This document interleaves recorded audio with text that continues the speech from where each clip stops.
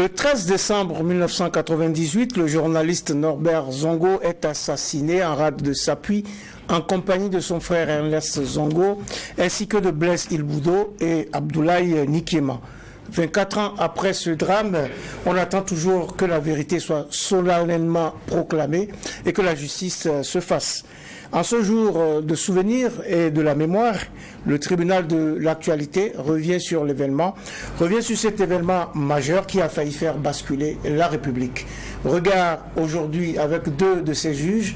Juge Bernard Bougma, bonjour. Bonjour, Président Toumandi, bonjour, juge Vaha, bonjour, Madame, Monsieur. Bonjour, juge Bougma, bonjour, Président Toumandi, bonjour, auditeurs et téléspectateurs.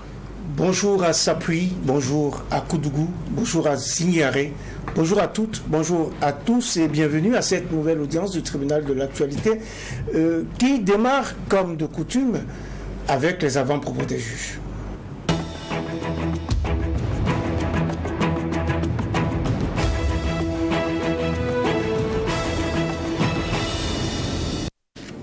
Et on commence la séquence avant-propos des juges avec Bernard Bougma. Merci, Président. Mon avant-propos va concerner le mondial. Et puis, cette obligation faite par le Maroc à travers le président de l'Assemblée mondiale Amazigh de rappeler à certains médias occidentaux qu'ils ne sont pas un pays arabe et que les représentants des pays arabes ne sont plus dans la compétition et que ce n'est pas la première fois que cette interpellation est faite. Maintenant, ils ne comprennent pas pourquoi est-ce que ça continue.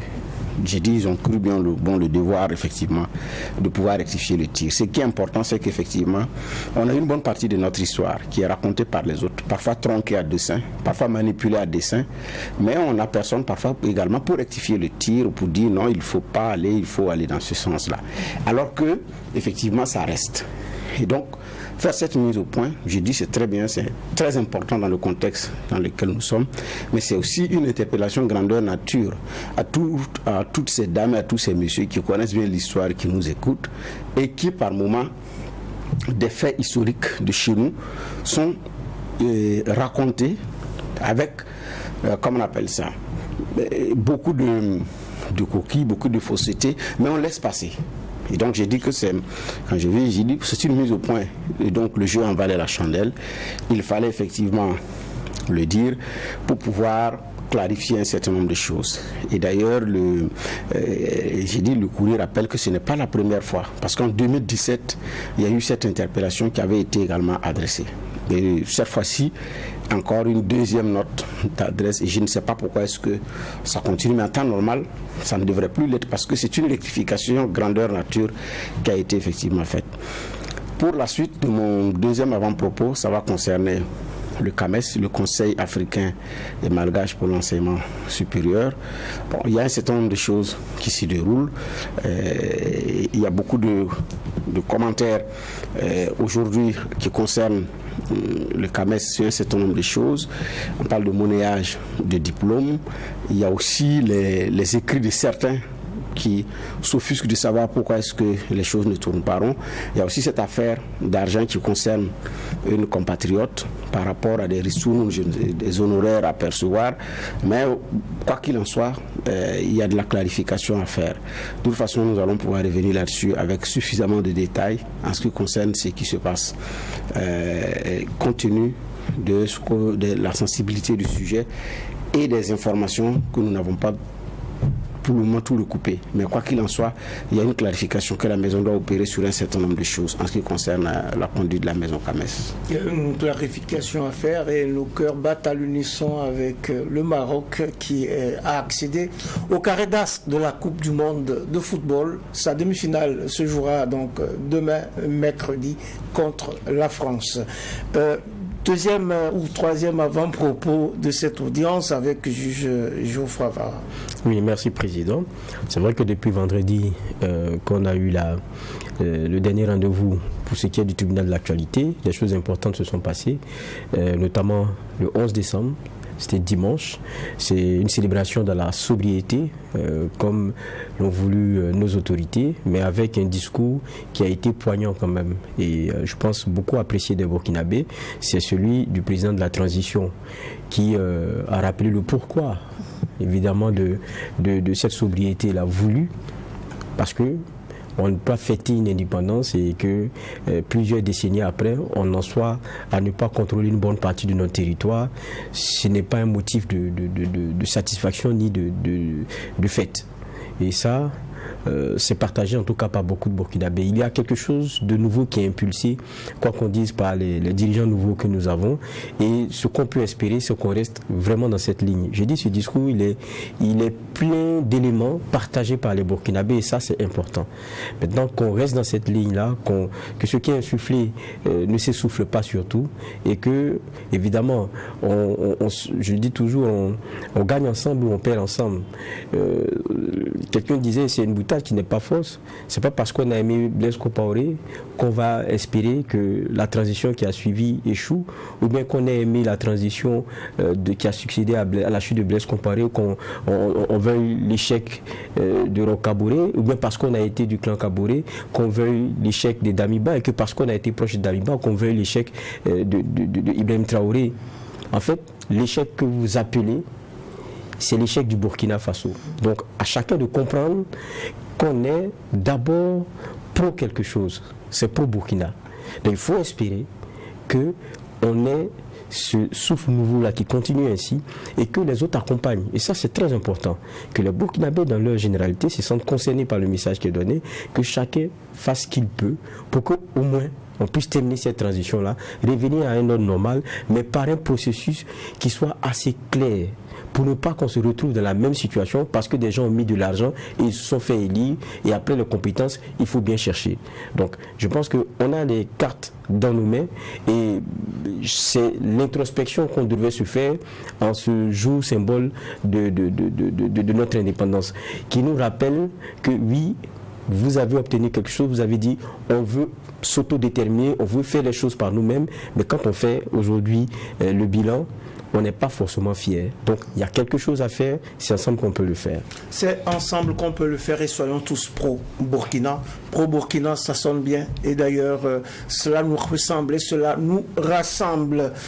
Il faut d'ailleurs rappeler encore que c'est la deuxième année consécutive que les festivités de cette fête de l'indépendance ou fête nationale n'ont pas lieu en raison de la situation sécuritaire du pays. C'est la première audience de la semaine pour le tribunal de l'actualité sur la télévision interactive Trui TV et en simultané sur Radio Watt FM, la radio 100% urbaine que vous écoutez sur 100.7 en modulation de fréquence. Les juges portent aujourd'hui leur regard sur l'assassinat le 13 décembre 1998 du journaliste Norbert Zongo.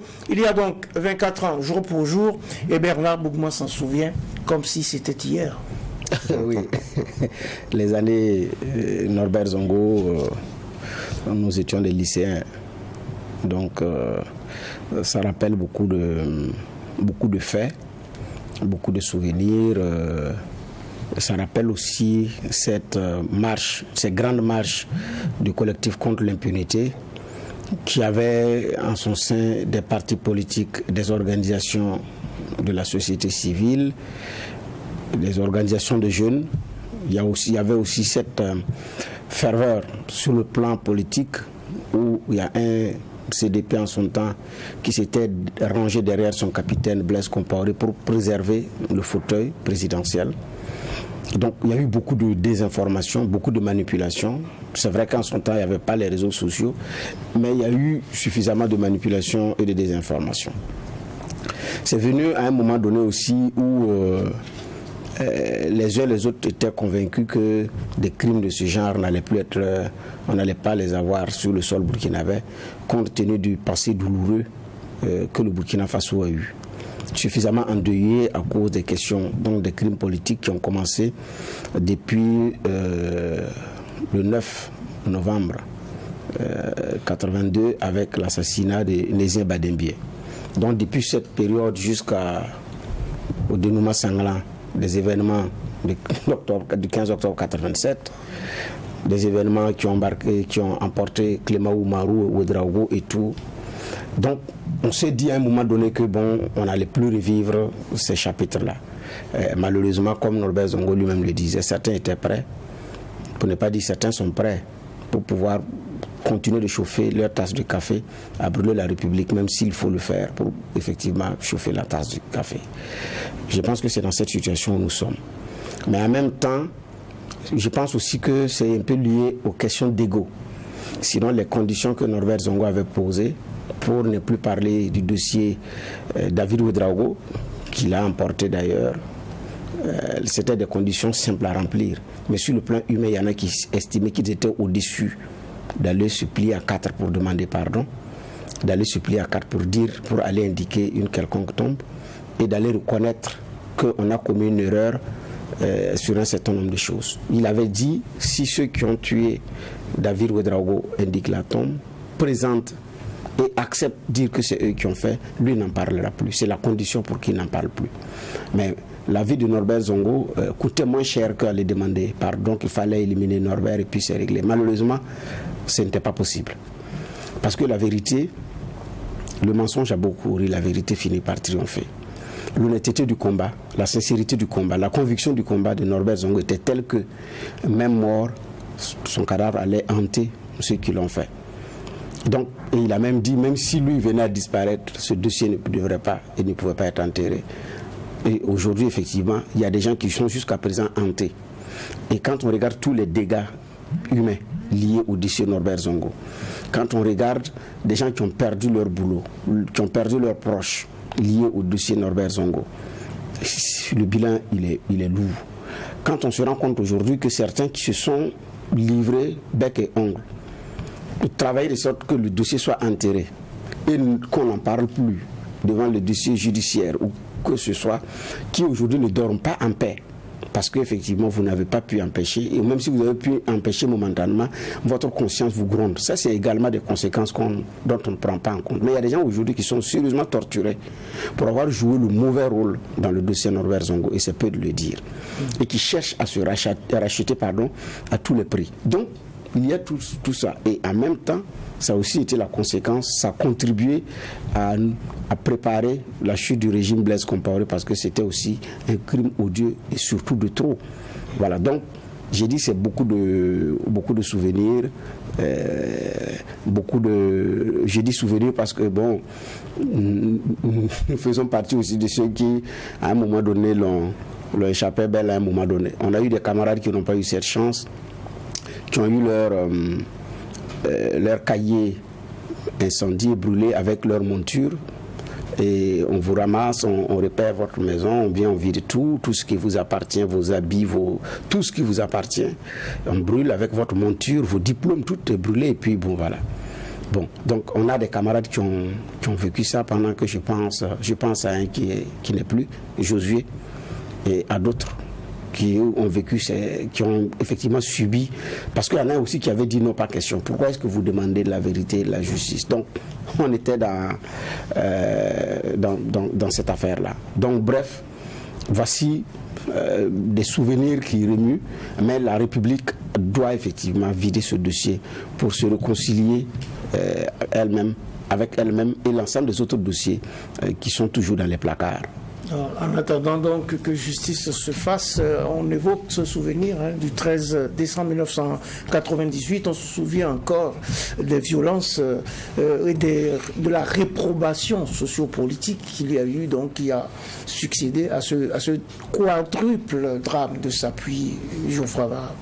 Oui, c'est clair, il y avait une vive émotion, parce que quoi qu'on dise aussi, n'oublions pas que Norbert Zongo, c'est vrai, puis début de carrière d'enseignant dans les années 70, mais s'est reconverti en journaliste, le fait très bien. Il fait très bien ses papiers, il est bien lu. On parle de pas moins de 15 000 exemplaires à chaque fois qu'il sort.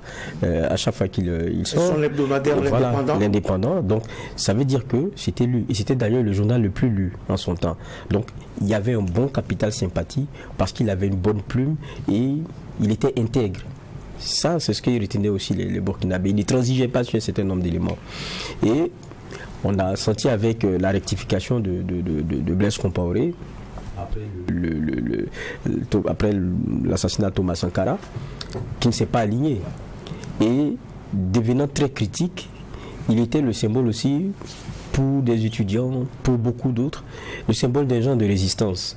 Et c'est pour ça que lorsqu'il décède dans les conditions aussi barbares et difficiles, vous comprenez que ça heurte et que ça choque.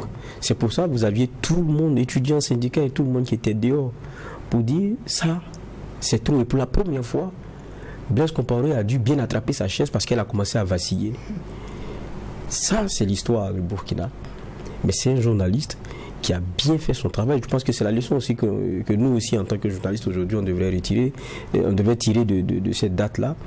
Il y a le malheur, mais il y a le travail bien fait qui, pour moi, affirme après ce que vous êtes auprès de vos concitoyens, que vous crédibilise et qui est un genre de bouclier aussi pour vous en tant que journaliste. Et ça, c'est d'abord cette leçon-là. Maintenant, c'est une affaire, quand on dit affaire Norbert Zongo, qui, comme beaucoup d'autres affaires, ont été celles de certains combats. Et quand on regarde, il faut déjà aussi reconnaître le mérite au peuple burkinabé, même à certaines organisations aussi de défense des droits de l'homme et tout, qui ont travaillé et œuvré à ce que ça ne tombe pas dans l'oubli. Il y a beaucoup qui ont perdu la vie, mais dont on ne parle pas de la même façon.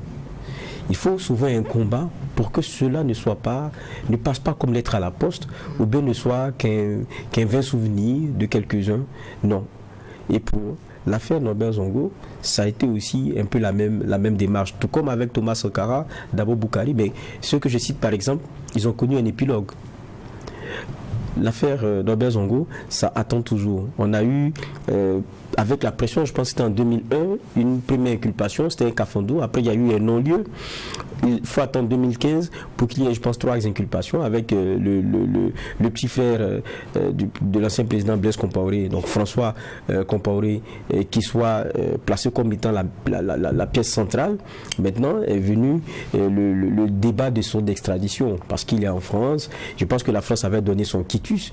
Maintenant, c'est la l'Union européenne, Cour des droits, quelque chose comme ça, qui en 2021 a suspendu un peu la dynamique. Et donc, parce que les avocats de la défense avaient interjeté appel. Bon, on regarde, mais je me dis, sur le fond, quand on discute avec ceux qui sont proches du dossier, en tout cas, ils vous disent, les éléments sont là. On les a. Maintenant, est-ce qu'il faut attendre qu'on extrade forcément François Compaoré pour que le droit soit dit en la matière? C'est la grande question qu'il faut se poser. Maintenant, on a vu même avec Thomas Sankara, son jugement, on a vu comment lorsque les premiers concernés ne sont pas là, comment ça enlève quelque chose de majeur à la vérité même qui est en train d'être dite, ou même on va dire aux sentences ou aux mesures punitives ou aux sanctions ou aux décisions qui sont données. Parce que les victimes, les parents des victimes n'arrivent pas à faire vraiment ce deuil-là. Même quand, quelquefois, dans le process même, il y a des avocats qui vous lancent des boutades de l'extérieur pour vous dire, bon, vous là, c'est un simulacre de procès, on ne se sent pas concerné par ce que vous êtes en train de faire et tout. Donc vous posez la question de savoir, vous le faites pour vous-même ou bien qu'est-ce qu'il y a? Et encore que, quand on prend le cas Thomas Sankara, on a vu le président Blaise Compaoré, l'une des personnes inquiétées dans le dossier et même condamnée, qui a paradé et qui est reparti. Donc vous comprenez qu'il y a comme un souci. Donc, est-ce que pour ce dossier-là, il ne faut pas avancer, regarder là-dedans, et puis décider que le droit soit dit?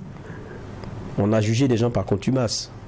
Maintenant, sans oublier qu'il y a une pression qui doit continuer et pour que les personnes viennent pouvoir répondre devant la justice de ce qui leur est reproché. Maintenant, il ne faudrait pas être aussi quand vous êtes trop dans la posture du genre de demander l'extradition d'un coupable, c'est normal que les autres d'un présumé. Non, j'ai dit quand vous donnez l'impression d'être dans la posture de l'extradition d'un coupable, il va avoir problème.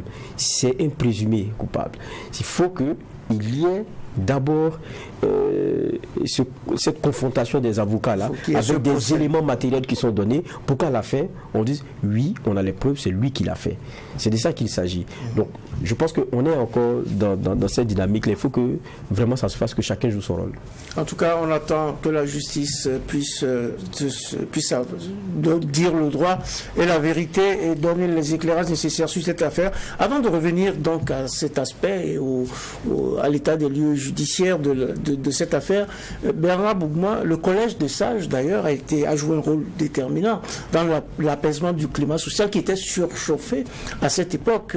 On se rappelle bien que c'était le collège des sages qui a été mis en place donc par le régime de l'époque, qui a essayé tant bien que mal de taire les rancœurs, ou en tout cas de décliner, ou en tout cas de donner des clés pour repartir dans la sérénité et en formulant un certain nombre de recommandations qui malheureusement n'ont pas été suivies des faits. Mais justement, Blaise Compaoré avait eu la chance que c'était une bonne perche qui lui a été tendue pour préparer d'ailleurs sa sortie du palais présidentiel avec mention honorable, si je peux m'exprimer ici.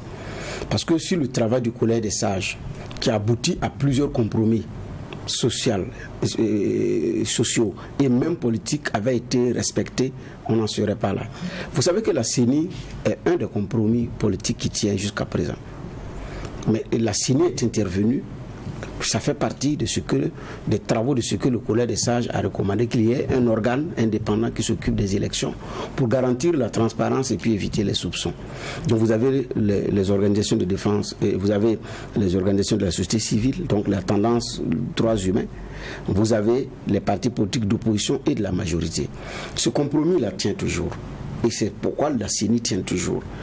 Il y a par moment des problèmes de gestion ou des problèmes humains au niveau de la CENI, oui, mais la machine, elle est là. Ce qui fait que même après le coup d'État, où il n'y a plus une majorité, une opposition formelle, personne... C'est vrai que des voix se sont levées pour se poser la question maintenant de l'existence de la CENI, du moment où il n'y a plus de majorité ni d'opposition. Mais je pense que ce problème est réglé, puisque ceux-mêmes qui ont été désignés ont prêté serment. Et donc ne doivent plus, en temps normal d'ailleurs, recevoir des injonctions pour revenir à la CENI. Dès lors qu'ils doivent exercer leur devoir de gratitude. Voilà. Dès lors qu'elles ont prêté serment, ça règle en partie, comment on appelle ça, ce problème. Mais l'autre compromis a été quoi? Les calculs au niveau des députés, du plus fort reste. Mais quand ils ont... Le système de calcul a fait que des partis politiques ont pu avoir des sièges à l'Assemblée nationale. Le niveau du débat à l'Assemblée nationale a augmenté en son temps, compte tenu de la qualité et la différence entre la majorité et l'opposition, elle n'était pas très grande. Et donc, qu'est-ce qui s'est passé? Quand les choses se sont stabilisées, les mêmes sont revenus et ont fait voler en éclats ce compromis. Conséquence, le débat politique, vous l'avez ramené à l'Assemblée nationale. Donc, il est là. Maintenant, vous l'avez vidé de l'Assemblée, il va se faire dans la rue. La conséquence a été ce qu'on se connaît. Donc, c'est le haut lieu du débat politique. Mettez les conditions pour que le débat ne quitte pas l'hémicycle pour aller dans la rue. Donc, il a fait voler en éclats également ce compromis. Sur maintenant les autres aspects, justice, vérité, justice, réconciliation, réparation. Érection de stèles pour matérialiser, pour rappeler aux uns aux autres qu'il ne faudrait plus jamais faire ça. Mais regardez la suite. Il n'y a pas eu de justice, il n'y a pas eu de vérité. Blaise a sauté pour aller lancer sa réconciliation grandeur nature. La fameuse journée de pardon. Voilà. Et j'ai toujours dit que je ne crois pas aux réconciliations événementielles. Une réconciliation événementielle, c'est de l'événementiel. L'événement de la réconciliation qu'on fait, c'est quand réellement tout est réglé. On dit bon, tout est fini, maintenant on peut buvons de l'eau ensemble, partageons un repas ensemble et on fait venir les gens. Mais non, on n'a pas fait ça. Donc maintenant les indemnisations, il y a des familles qui ont refusé. Il y a des familles qui ont accepté et puis bon, on est passé à autre chose. Donc c'était déjà très mal parti. Donc il a sélectionné à l'intérieur des points qui l'arrangent. Mais même là, même la stèle,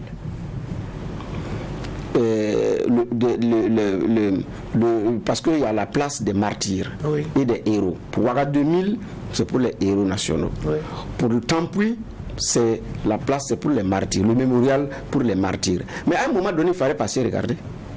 C'était insalubre, c'était devenu un dépotoir. Même pour le souvenir des martyrs, nous n'avons pas été capables, avec Blaise Compaoré en tête, de pouvoir dire ça c'est la place des martyrs, ça doit être une place honorable.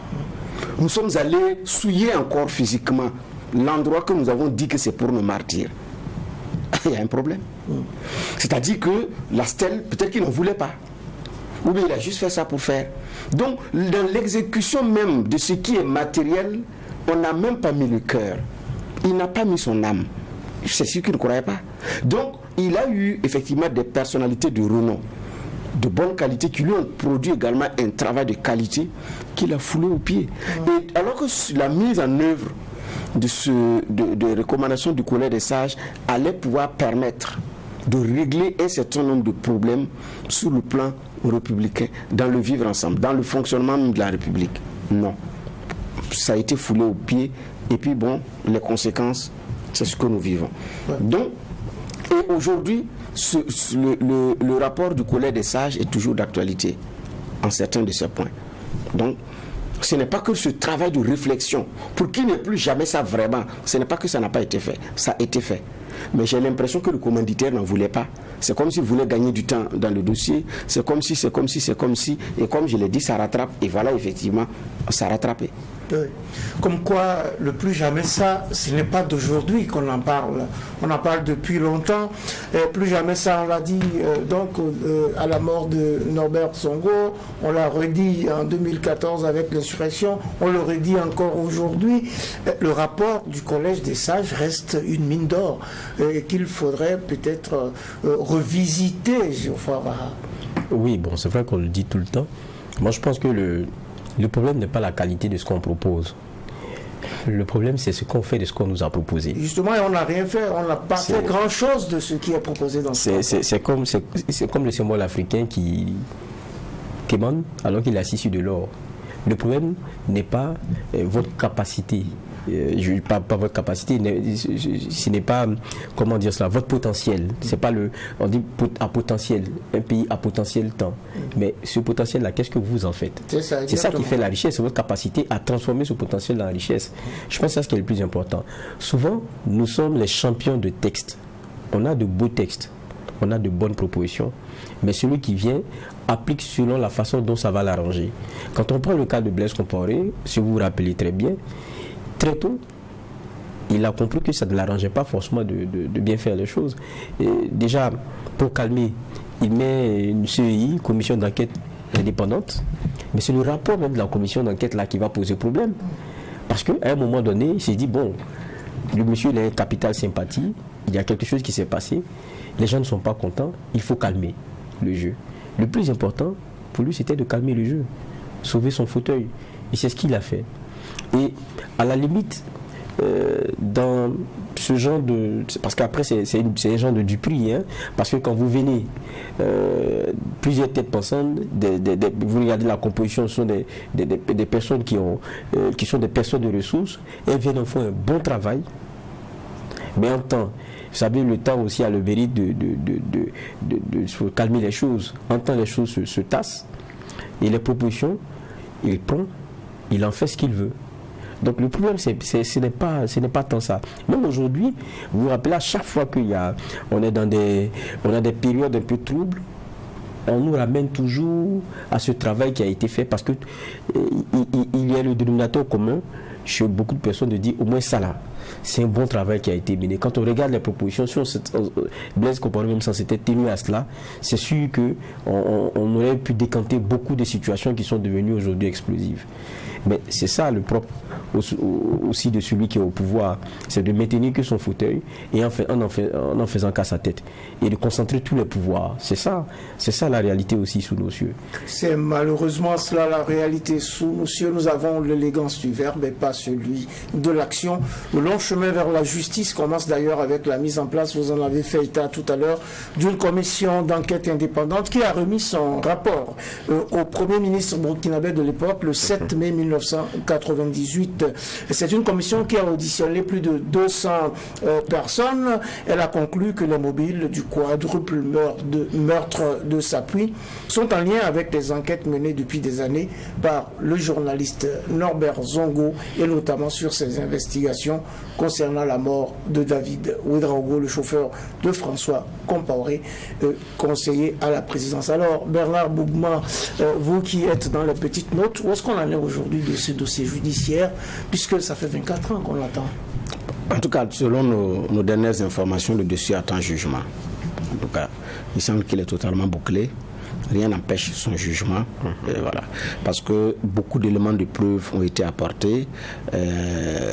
Des objets qui ont été impliqués ou qui auraient été impliqués dans la commission du forfait ont été également retrouvés, comme l'épave du véhicule, en tout cas qui aurait servi à aller commettre le meurtre au niveau de Sapuy. Donc, en tout cas, les avocats disent qu'il y a d'autres indices, des éléments qui sont venus reconforter certains soupçons ou confirmer d'autres. Donc, le dossier est en jugement et pourrait être appelé incessamment à être jugé. Bon, sur le cas François Compaoré, parce que c'est lié à ce dossier, bon, je pense aussi que les gens font beaucoup de fixations. Parce qu'il y en a qui pensent que sans sa présence, ça ne peut pas être jugé. C'est possible. On juge les gens par contumace. Donc, le juge va rappeler le cas Blaise Compaoré, Yassine Kafando dans les dossiers Thomas Sankara. Donc là aussi, c'est possible. Pour François, je pense aussi que beaucoup de Burkinabés ont déjà jugé et condamné François Compaoré. Ils attendent leur confirmation devant le juge. Donc pour eux, c'est le coupable parfait. Mais cela participe également d'un certain nombre de faits en son temps qui corroborent leurs soupçons ou leurs convictions. L'affaire David Ouedraogo, je rappelle, du nom de ce monsieur qui a servi François Compaoré et qui a été tué, et c'est par là d'ailleurs que les choses sont parties. Et donc là, effectivement, ce lien-là était, comme on appelle ça, qui a été établi. Et on se rappelle tout ce qu'il y a eu comme intervention auprès de Norbert Zongo, de la part de qui de droit, pour dire il faut arrêter, il faut aller, il faut arrêter d'écrire, il faut faire ceci. Et à ce dernier, il a donné les conditions pour pouvoir arrêter d'écrire. Donc, les autres aspects aussi, c'est qu'on se rappelle de cette condamnation par comment on appelle ça, que M. Compaoré, dont François a attrait le journal, le bimensuel L'événement, en justice pour diffamation, et avait demandé un franc symbolique, donc le journal a été condamné. Mais c'est cette même justice qui est au Burkina. C'est cette même justice qui est au Burkina, qui dans le, comment on appelle ça, dans le dossier de David Ouedraogo a fait de lui un témoin. C'est cette même justice. Donc, qui dans le dossier, dans le bimensuel L'événement, lui-même il a attrait les journalistes là de l'événement en justice. C'est cette même justice qui est au Burkina. Si à un moment donné il a eu confiance à la justice burkinabé, je ne crois pas que. En quoi est-ce qu'aujourd'hui il faut qu'il continue de faire confiance à la justice burkinabé. Maintenant, ils disent qu'il ne rentre pas parce que c'est un dossier qui est politique, ça résulte d'une manipulation politique. Donc, bon voilà, bref. Là, on est dans toute autre chose. À telle enseigne que, bon, aujourd'hui, on se pose la question de savoir est-ce qu'il veut véritablement répondre. C'est la grosse question. Si je n'ai rien fait, j'ai rien à me reprocher, je ne comprends pas pourquoi il y a ce branle-bas. Parce que avant d'ailleurs qu'il ne soit arrêté en France, oui, dans une de ses sorties à Jeune Afrique, il dit que on lui demandait s'il avait été l'objet d'un mandat d'arrêt dans le cadre du dossier Norbert Zongo. Il dit non. Et il dit qu'il a même commis ses avocats de chercher à savoir si c'est vrai, ils ont vérifié, mais il n'y a rien.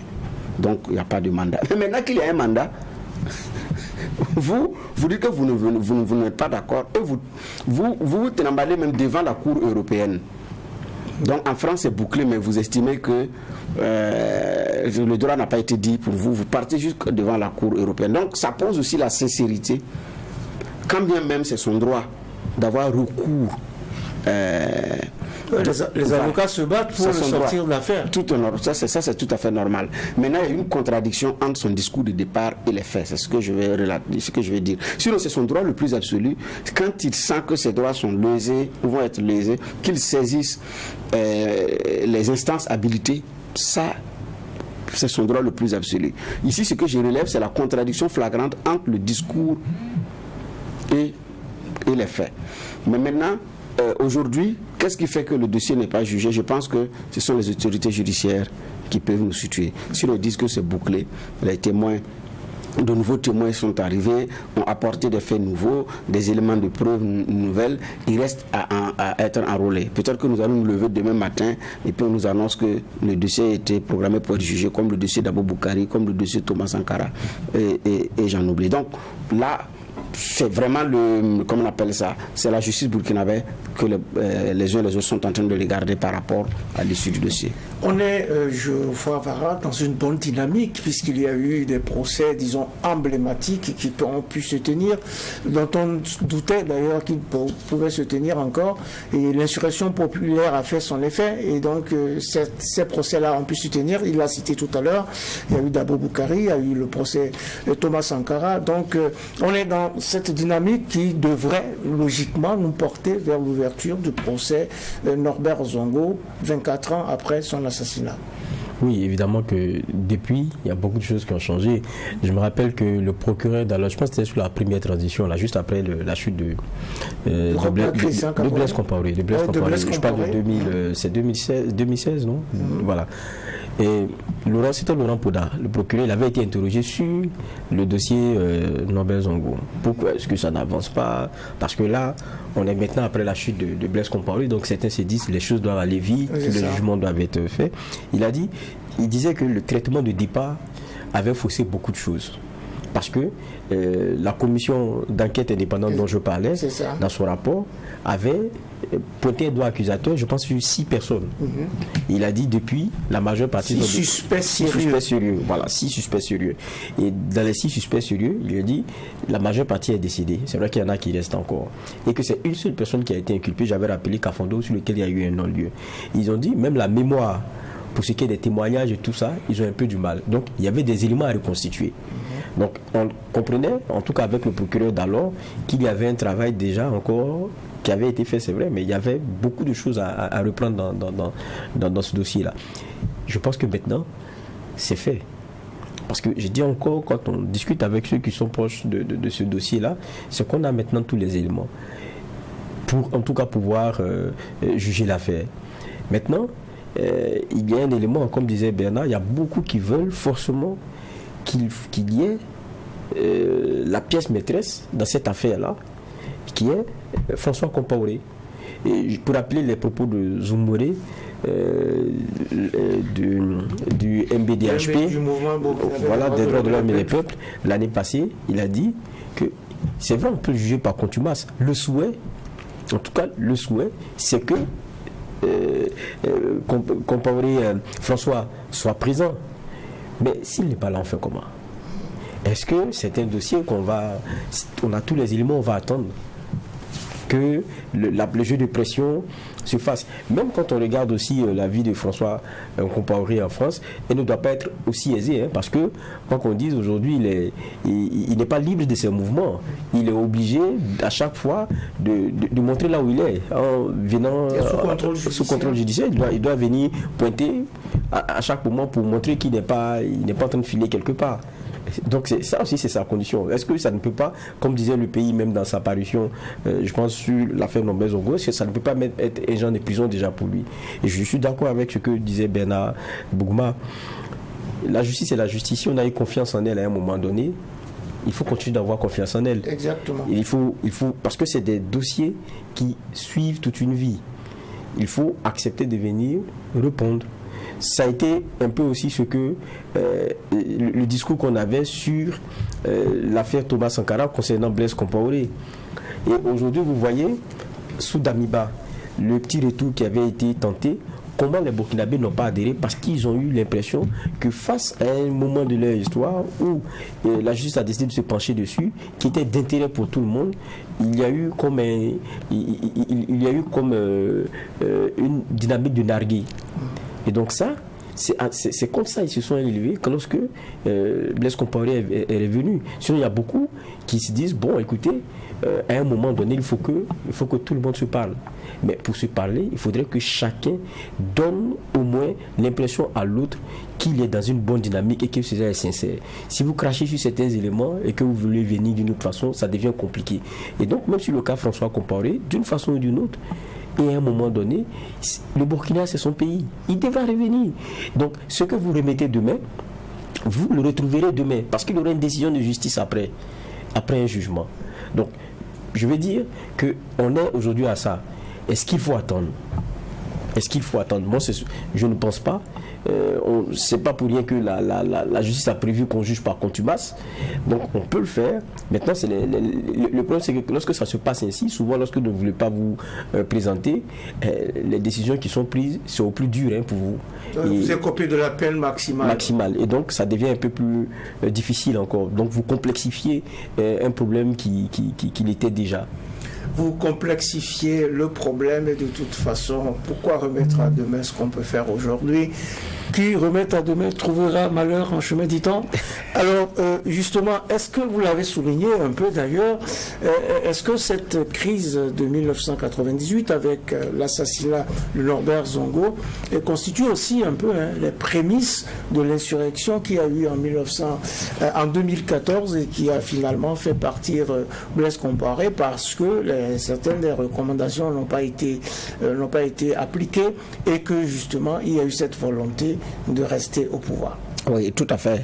D'ailleurs, Alidou Ouedraogo, l'ancien président du MBDHP, aujourd'hui président d'honneur, Maître Alidou Ouedraogo d'ailleurs disait que Blaise Compaoré, donc le régime de la 4e République a réduit Norbert Zongo en 5 kg de cendres qui pour lui ont été constitués, c'est devenu 5 mégatonnes donc de cette bombe qui allait éclater qui allait emporter le pouvoir. Il ne croyait pas si bien dire qu'effectivement c'est cette impression qui se dégage. Effectivement, le crime de Sapuy a été aussi un élément déclencheur dans l'affaire de 2014. Parce que je dis bien que les travaux du Collège des sages n'ont pas été respectés. Je prends par exemple dans le volet politique. Au niveau du volet politique, il y a un certain nombre de propositions d'ailleurs concrètes qui avaient été faites. Donc la mise en place de structures qui allaient travailler et tout, et qui avaient même allé jusqu'à proposer en son temps la dissolution de l'Assemblée nationale et des conseils municipaux, l'organisation des élections législatives et municipales sur la base des nouveaux textes, avec un projet de chronogramme qui a été mis en place. Donc déjà septembre-octobre 1999, ils ont proposé la mise en place d'un gouvernement d'union nationale. Octobre-novembre et décembre 1999, les travaux de la commission ad hoc. Mars-avril 2000, dissolution de l'Assemblée nationale et des conseils municipaux. Et puis, bon voilà. Donc, pour pouvoir permettre la sortie des crises, avec un certain nombre de propositions contenues à l'intérieur. C'est d'ailleurs après ça que Blaise Compaoré est revenu sur le verrouillage de l'article 37, c'est à cette occasion-là. Parce que dans la première mouture de la Constitution de 91, c'était 7 ans, mais c'était verrouillé, c'était voilà. Limité. Renouvelable une seule fois. Après, ça a été sauté. Après l'affaire Norbert Zongo, relimité. Et à chaque fois que la situation se stabilise et redevient à la normale, le capitaine trouve un moyen également de reprendre les rênes des choses. Et donc c'est ce qui fait qu'il a tenté une dernière révision qui n'a pas marché. Pourquoi? Parce que l'autre révision, ça a été quand même le travail d'un compromis politique.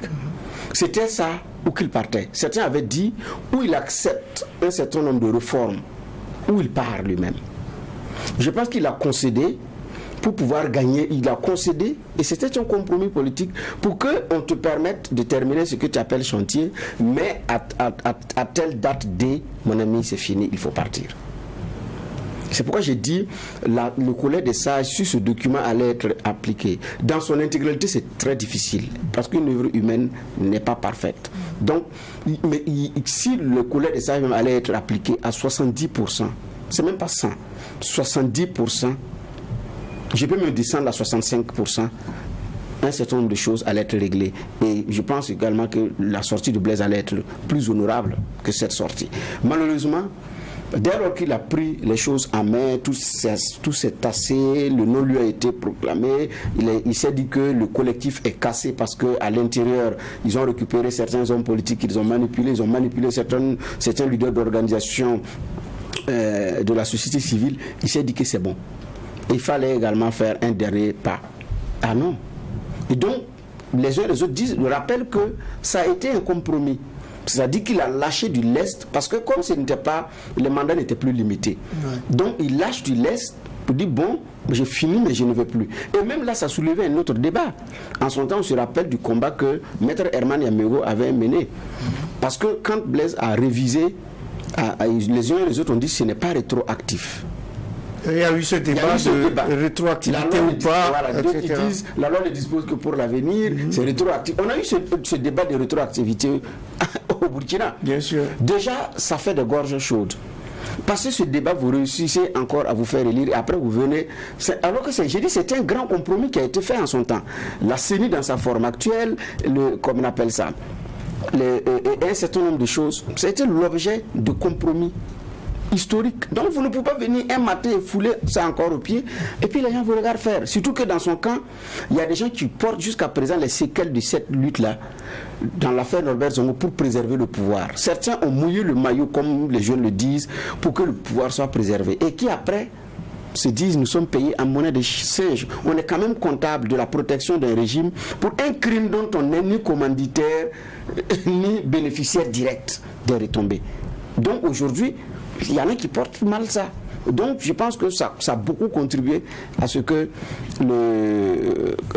comment on appelle ça, le président Blaise Compaoré ne tienne pas. Et même au niveau de la jeunesse, les questions d'emploi, l'introduction, ça a même été clairement demandé, l'introduction de l'éducation civique et morale au niveau des écoles. Ça n'a pas été fait, regardez aujourd'hui. Oui. Donc on a eu le temps de rectifier le tir, mais malheureusement, c'est comme Geoffroy l'a dit, le document il est bien, mais le commanditaire, qu'est-ce qu'il veut en faire? Et le Burkina, on est très bien qualifié. Si c'est en qualité de texte, on en a. Oui. On a des textes qui font pas lire, mais à l'application, bon, c'est comme je l'ai dit, en 99, Blaise était suffisamment acculé, il voulait gagner du temps, il a mis en place un travail de collège des sages, et il dit qu'il va suivre les recommandations de ce collège. La parole du président, qui n'a pas pu respecter. Il n'a donc pas suivi les recommandations. Il y a eu ce débat justement sur la rétroactivité et c'est ça qui a fait qu'en 2014, quand il y a eu une nouvelle velléité de remise en cause de la limitation du mandat présidentiel, il y a eu donc cette insurrection. Donc, conséquemment, on pourrait dire que d'une certaine façon, la crise de 1998 s'est retrouvée dans l'insurrection de 2014. C'est clair, parce que c'est la première fois que le fauteuil, je le rappelle encore, de Blaise Compaoré a vraiment vacillé. Il a eu peur, parce qu'il a compris qu'il pouvait tomber. Mais vous savez, même si 2014, c'est la date du divorce avec le peuple, on peut dire comme ça, parce qu'une insurrection, c'est un peu ça. C'est un peu le divorce entre celui qui gère le pouvoir, donc qui est renversé, et son peuple qui le renverse. Mais vous savez, comme tout divorce, la date des signatures n'est pas le début du désamour. Ça veut dire que si vous signez le divorce aujourd'hui, ça veut dire que le désamour dans le couple, il a commencé il y a bien longtemps. Et je pense qu'il faut aller chercher, évidemment, jusqu'à cette période-là où Norbert Zongo était comme ça sauvagement assassiné et non accepté par une bonne partie de la population qui trouvait que trop c'était trop. Et là, avait commencé déjà la fragilisation du pouvoir de Blaise Compaoré. Maintenant, vous savez, très souvent en la matière, lorsque vous trébuchez, si vous... L'échec, ce qui est vraiment comme échec, c'est de ne pas regarder là où on a chuté et pourquoi. Maintenant, je pense que dans sa façon de continuer, Blaise Compaoré après, n'a pas forcément tiré le son. Il a plutôt voulu museler, il a plutôt voulu serrer. Et bon, il l'a fait jusqu'à un moment donné. C'était un peu plus compliqué de tenir. Même ses fantassins n'arrivaient plus à le sauver. Et certains ont commencé à quitter le navire, suivre mon regard, et on a vu ce qui s'est passé par après. Mais en même temps qu'on parle de l'affaire Norbert Zongo, on parle d'un journaliste qui a été froidement assassiné. Calciné. Et quand on regarde, moi je ne peux pas terminer l'émission sans faire quand même un parallèle avec ce qui est en train de se passer aujourd'hui. Avec certains qui appellent à la mort. Parce que je ne sais pas s'ils ont droit de vie ou de mort sur certains autres. Parce qu'ils ont émis des idées. Ça c'est grave. Pour moi, ça, c'est très grave. C'est grave que 24 ans après l'assassinat de Norbert Zongo, on assiste encore à de tels discours. De tels discours. Je pense que pour moi, ça, c'est très grave. Quelqu'un émet des idées, opposez-lui vos idées. Vous pouvez ne pas être d'accord. Mais comme dirait l'autre, il faut même se battre pour qu'il puisse donner cette idée-là et que vous puissiez apporter la contradiction. C'est dans le choc des idées que sont la lumière. Ce n'est pas d'en tuer quelqu'un. On ne peut pas lancer ce type d'appel-là aujourd'hui. Et puis ça ne peut pas être impuni. Ça, il faut qu'on se le tienne pour dit. Je ne vais pas rappeler ici, nous on fait des débats très souvent. On a aussi l'objet quelquefois de choses, mais on le prend tel qu'elle vient. Mais quand ça atteint un certain niveau, je pense qu'il faut le dénoncer. C'est bien que le gouvernement, d'ailleurs, à travers une lettre, ait condamné ces propos-là. Mais je pense que ça ne doit pas rester impuni. Parce que demain, est-ce qu'on va arrêter quelqu'un parce qu'il a appelé à tuer quelqu'un d'autre? Je vais vous poser la question, mais qu'est-ce qui s'est passé avec l'autre cas? Donc pour moi, pour éviter ça, il faut donner aussi la leçon. Et on n'est pas, personne n'est au-dessus de la loi. Personne n'est au-dessus de la loi, Bernard Bougma. Il faut sévir, il faut que le plus jamais ça soit véritablement concrétisé à partir de maintenant. Oui, tout à fait. Parce que la réalité, même celui qui fait l'objet de menaces aujourd'hui, Newton Ahmed Bari, c'est des gens qui ont pris des risques à un moment donné où certains ne pouvaient pas le faire. En son temps, ce n'était pas aussi évident. Donc de prendre ces risques-là, de lâcher l'emploi dans la fonction publique pour aller dans le privé et prendre des positions claires sur certaines conférences, publier dans l'événement certaines réflexions, ce n'était pas du donné. Dans l'acquisition, dans l'agrandissement des espaces de liberté, M. Bari a beaucoup contribué. Qu'on ne soit pas d'accord aujourd'hui avec sa façon de dire un certain nombre de choses, qui d'ailleurs, dans la forme et dans le fond, c'est vrai, parce que effectivement, le gouvernement n'est pas le régulateur, c'est le Conseil supérieur de la communication. Donc c'est de faire attention à ne pas poser des actes qui peuvent nous rattraper. Parce que la chose la plus facile à faire, quand le capitaine Ibrahim Traoré est arrivé, ou quand Damiov était toujours là, c'est de faire en sorte que le CSE puisse fonctionner. C'était d'ailleurs la chose la plus facile à faire. En ce moment, on a l'outil républicain pour régler cela. Mais on ne l'a pas fait. Donc, alors qu'en droit, pourquoi en droit on dit la forme tient le fond à l'État? Et que certains se battent pour gagner dans la forme et pas dans le fond. Parce qu'il sait que dans le fond, il va perdre. Mais dans la forme, il peut gagner. Donc, il faut qu'on mette de la forme et qu'on accepte par moment que si on a commis des impairs, oui. Mais maintenant, aujourd'hui, dans le contexte actuel, il y en a qui s'arrogent le droit de vie ou de mort sur certaines personnes. Mais attention, il y a des jeunes qui sont à la Mako. Pendant qu'on y est, j'ai une pensée pour ces jeunes du mouvement Sauron de Burkina. Il y en a qui sont détenus à la Mako. Mais à un moment donné, c'était les mêmes invectives qui étaient lancées. C'était les mêmes menaces qui étaient proférées. Donc, sachons raison garder pour que on puisse sauver évidemment l'essentiel. Se tromper de combat, c'est surtout se tromper de guerre. Alors qu'il ne faut pas se tromper de combat. Il ne faut pas se tromper de combat, parce que se tromper de combat, c'est se tromper de guerre. C'est la fin de cette audience du tribunal de l'actualité. La première de cette 50e semaine de l'année 2022, avec le regard des juges sur l'assassinat le 13 décembre 1998 du journaliste Norbert Zongo et 3 de ses compagnons. Une audience à laquelle ont siégé le juge Bernard Bougma, merci. Merci, Président. Ainsi que Geoffroy Vara, merci. Merci. Merci aux équipes techniques de réalisation, ainsi qu'à vous tous, auditeurs et auditrices de Watt FM, téléspectateurs et téléspectatrices de True TV, pour votre attention et pour votre fidélité. Le tribunal tribunal de l'actualité espère vous retrouver en bonne santé demain pour une nouvelle audience avec un maillet toujours aussi juste, incisif et sans complaisance.